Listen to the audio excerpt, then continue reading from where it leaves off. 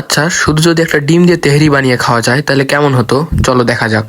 তো আজকে সকালে খাওয়া দাওয়া করে পড়তে বসছিলাম, আর পড়তে তো আমার একটু ভালোই লাগে না, সবাই জানো। তো আমি পড়াশোনা বাদ দিয়ে চলে আসলাম তিনতলায়। তিনতলায় এসে দেখি আমার গাছে একটা ফুল ফুটছে।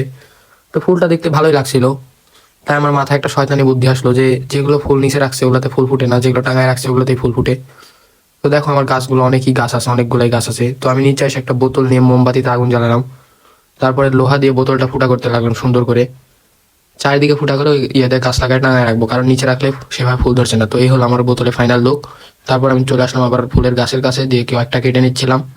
এসব লাগালেই তল থেকে শিকড় বের হয়ে হয়ে যাবে গাছটা। তারপর আমি সুন্দর করে এখানে বসে লাগাতে লাগলাম। লাগিয়ে আমি এটা নিজে এভাবে টাঙাই দিলাম। এখন আপাতত এভাবে রাখলাম, কিছুক্ষণ পর ঠিকভাবে রাখবো। আর দেখো এর ভিতরে পানি দিলেও ভালোই লাগে। তারপর আমি নিচে চলে আসলাম, এসে থেকে দুপুর হয়ে গেছে, তাই আমি একটা ডিম নিয়ে চলে আসলাম চুলায়। চুলায় এসে প্যানে একটা ডিম ছেড়ে দিলাম, আর বাসায় কেউ নাই তাই নিজেই রান্না করছি। তারপর সুন্দর করে ঘাটাঘাটি করলাম, ঘাটাঘাটি করে এর মধ্যে দিয়ে দিলাম ভাত। সাদা ভাতটা দিলেই হবে। তারপরে কিছু মশলা দিয়ে আমি আবারও ঘাটাঘাটি শুরু করলাম। আর আমি রান্না করছি পাশেই এই জমিতে, কি কুকুররা আসে কি শুরু করছে লাফালাফি মারামারি। তারপরে আমি আবারও ওসবে ইগনোর করে আমি আবারও কাজ শুরু করে দিলাম। আর দেখতে দেখতে আমার তেহরি কমপ্লিট, তাই আমি প্লেটে নিয়ে নিলাম।